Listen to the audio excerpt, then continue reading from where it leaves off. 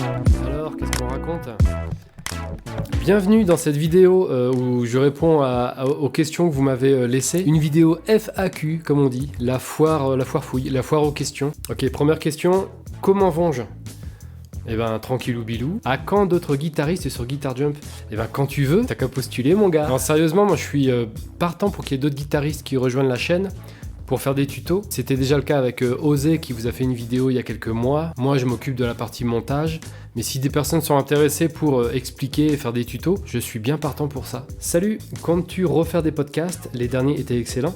Merci beaucoup. J'aimerais beaucoup pouvoir en refaire. Par contre, c'est beaucoup de taf. Les 3 podcasts que j'ai déjà fait, ça m'a demandé beaucoup de travail de recherche en amont. Je vous ai parlé de groupes comme Exo, D-Day et Domino. Et il y a toute une enquête que je dois faire avant, enfin un travail de recherche, pour pouvoir faire un podcast et une vidéo de qualité. Ça me demande beaucoup de temps et je pense qu'avec les projets que j'ai en cours cette année et les vidéos que je veux sortir régulièrement, c'est un peu compromis. Par contre, j'ai toujours ça dans un coin de ma tête et j'aimerais beaucoup à l'occasion sortir des podcasts où je parle avec des gens, où je pose des questions à des personnes qui sont reconnues dans la louange, de qui on chante les chants dans les églises. Donc j'ai ça dans un coin de ma tête, si le temps me le permet, si j'ai la motivation, tout ça, c'est une idée de podcast que j'aimerais lancer. J'aimerais savoir comment vous faites pour créer vos chansons, les accords avec les rythmiques, puis le chant. Merci pour votre réponse.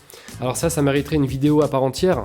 Comment écrire et composer une chanson de louange. J'aurais tellement de choses à dire, ça risque d'être un peu long, mais si je te donne 1 ou 2 éléments pour te répondre en partie. Si tu as l'habitude de prendre des temps de louange tout seul, une fois que tu as fini ton chant ou les quelques chants que tu fais à la guitare, n'hésite pas à continuer tout seul et à improviser une suite d'accords. J'ai créé beaucoup de chants comme ça. J'ai beaucoup de mes chants de louange que j'ai créés qui sont en fait des fins de moments de louange que je venais de passer avec Dieu. J'avais une suite d'accords que je faisais tourner et une mélodie... Alors je m'enregistre très vite sur le dictaphone dès que je sens que l'inspiration est là, et après je prends un temps pour réécouter ce que j'ai fait et trouver les paroles qui vont avec. N'hésite donc pas à continuer à jouer de la guitare spontanément et à voir ce qui te vient sur le moment. Et après il y a beaucoup d'autres exercices où tu peux prendre un chant de louange que t'aimes bien, qui existe déjà, et tu peux essayer de mettre un autre texte dessus. C'est-à-dire que tu prends un chant connu, tu chantes plus les paroles, tu fais tu chantes en faisant des nanana ou en chantant 1, 2, 3, 4, 5, 6, tu peux essayer toi ensuite de mettre d'autres paroles, et en faisant ça tu peux avoir un texte qui pourra ensuite coller sur une autre mélodie. Je sais pas si j'ai été très clair, mais c'est un moyen que je te laisse pour commencer à créer une chanson ou au moins un texte. Ton meilleur conseil pour un guitariste débutant, quelque chose que j'ai déjà dit dans ma vidéo où je vous donne 10 conseils pour les musiciens, c'est la régularité. Si tu es un guitariste débutant, essaye de jouer de ton instrument entre 10 et 15 minutes tous les jours. Tu verras les progrès que tu vas faire assez rapidement, plutôt que de jouer une demi-heure, 1 heure, une fois par semaine. La régularité, ce serait mon conseil premier à un guitariste débutant. Comment apprendre à improviser à la guitare pour varier ses arpèges ?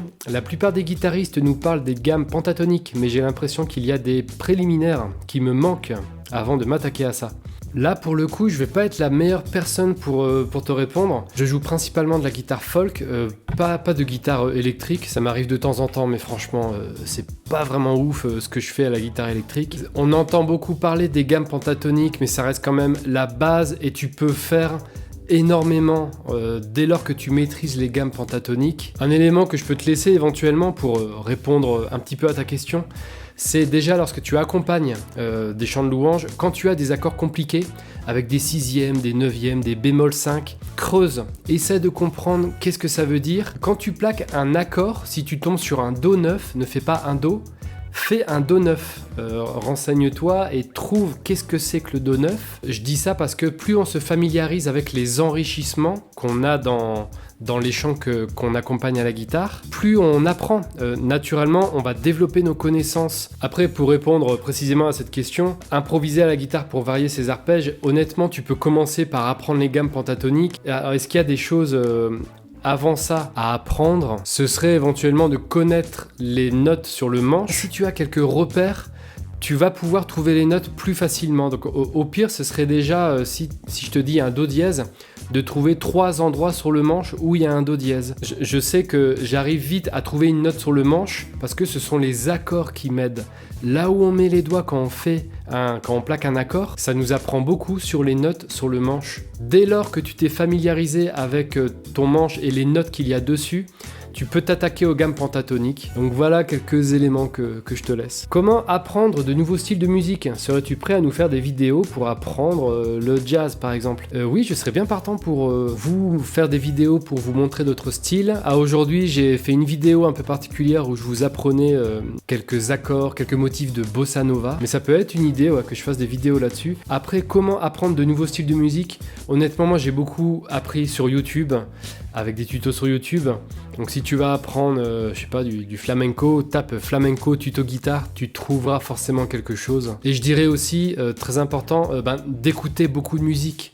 C'est-à-dire que quand tu écoutes des chansons que tu aimes bien dans un style particulier, essaye de les apprendre à la guitare et tu apprendras énormément en rejouant les chansons que tu écoutes.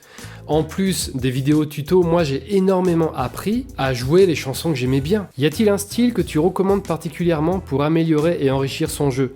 Par exemple la country, etc.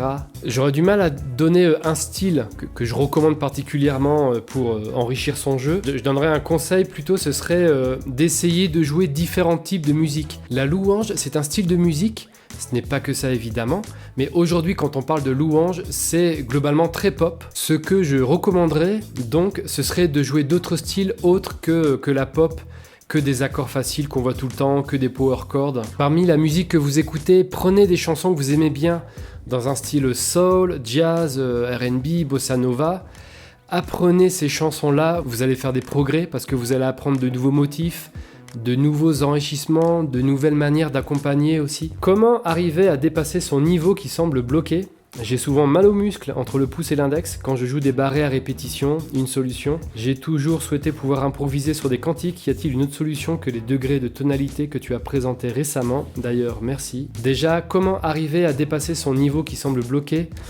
Comme ça, je dirais en jouant le plus de styles possible, des styles que nous ne jouons pas habituellement, et même le plus de chansons possible. Moi, je suis assez impressionné par la quantité de chants de louanges qu'on a à disposition.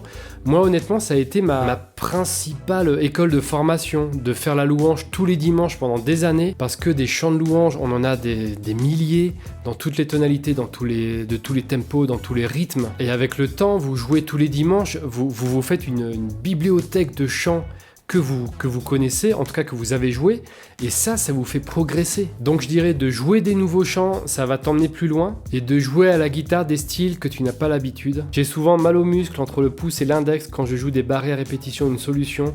Écoute, j'en ai pas trop et moi-même, j'ai parfois mal exactement là où tu dis quand je fais certains barrés, quand je les fais longtemps ou à répétition. C'est quelque chose à travailler, plus on le fait, moins on aura mal. Donc ça peut être un exercice, tu te fais une session de barrés 5 à 10 minutes par jour pendant 2-3 semaines. Avec le temps, la douleur s'estompera. Et pour improviser sur des cantiques, à part les degrés que j'ai expliqué dans les vidéos sur les tonalités, écoute, non, j'ai pas vraiment de clé à te donner. Je suppose que tu parles en accompagnement. N'hésite pas à explorer. Mettons à la fin d'un chant, quand il reste 1 ou 2 accords, qu'est-ce qui se passe si tu fais d'autres accords qui n'ont pas été joués jusqu'à présent, mais des accords de cette tonalité? Serait-il possible de faire une vidéo tuto pour J'ai Jésus dans mon bateau? Eh bien, j'ai essayé de le faire et je n'ai pas réussi. Si quelqu'un a une proposition de cover pour ce chant, eh bien, je veux bien que vous m'envoyiez une petite vidéo, parce que j'avais essayé à la guitare de trouver des accords, un petit rythme pour accompagner cette chanson.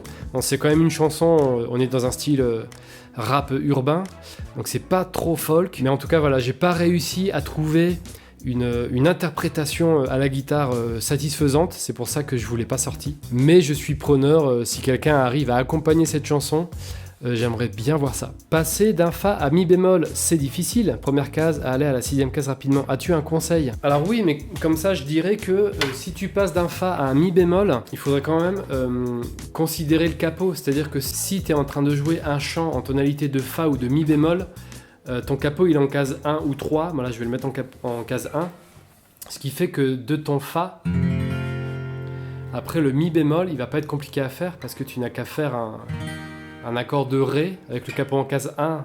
En fait, c'est un mi bémol ce que tu joues. Attends, oui, c'est vrai que passer du Fa au mi bémol, c'est pas évident. Mais je te donne quand même une astuce. Ton mi bémol, il est ici. Bah, ton Fa, il est juste là. Tu montes tout de 2 cases. Là, t'es sur un Fa. Tu vois, c'est juste à côté. C'est pas trop compliqué. Bon, si ce n'est que c'est le pire barré du monde. Hein, quand t'as le doigt là et 3 doigts là. Moi, je fais comme ça souvent. J'écrase un petit peu. Ça fait un signe de rocker quand je fais ça là. Comment choisir la taille des cordes pour une guitare folk? Merci. Alors simplement je dirais en les testant. Il y a 3 principales tailles de cordes de guitare. Il y a les médiums, les light et les extra light. Moi je joue sur des light, c'est un bon compromis entre le confort de jeu et la projection. Ça reste propre à chacun. Après, le plus important c'est de tester, essayer de jouer sur des médiums, des light, des extra light. Voyez si vous captez une différence, sachant qu'un luthier m'expliquait un jour que sur une guitare, c'est bien de garder le même tirant de cordes. Moi en l'occurrence sur mes guitares je mets que des cordes light parce que si vous variez les tirants trop souvent, vous mettez du extra light, après du medium, tout ça, ça va faire travailler le manche et c'est pas forcément une bonne chose. Donc voilà, je vous soumets ce conseil que l'on m'a dit il y a quelques temps, de garder le même tirant sur votre guitare. Les cordes light, c'est les plus utilisées, c'est le meilleur compromis entre le confort, la projection et la précision des notes. Si vous êtes grand débutant, peut-être essayez de jouer avec des extra light. Pendant un certain moment, jouer sur des extra light, après passer sur des light, ça vous fera progresser comme ça. Merci d'avoir regardé jusqu'au bout. Je profite de cette vidéo pour dire un grand merci à toutes les personnes qui me soutiennent via la plateforme PayPal ou Tipeee. Et je vous rappelle que vous pouvez soutenir mon travail. Sur la plateforme Tipeee, vous avez plein de contreparties que je vous envoie et que vous recevrez dans votre boîte aux lettres. Allez jeter un coup d'œil, il y a plein de petites choses très chatoyantes. Et je vous dis à bientôt pour une prochaine vidéo.